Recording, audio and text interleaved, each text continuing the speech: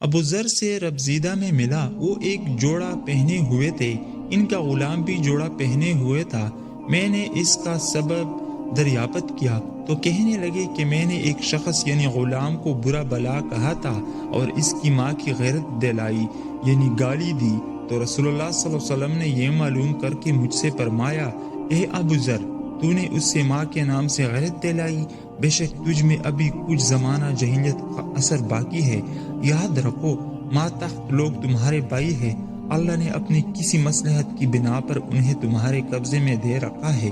تو جس کے ماتحت اس کا کوئی بھائی ہو تو اس کو بھی وہی کھلائے جو آپ کھاتا ہے، اور وہی کپڑے اسے پہنائے جو آپ پہنتے ہیں، اور ان کو اتنے کام کی تکلیف نہ دو کہ ان کے لیے مشکل ہو جائے، اور اگر کوئی سخت کام ڈالو تو تم خود بھی ان کی مدد کرو۔ صحیح بخاری حدیث نمبر 31۔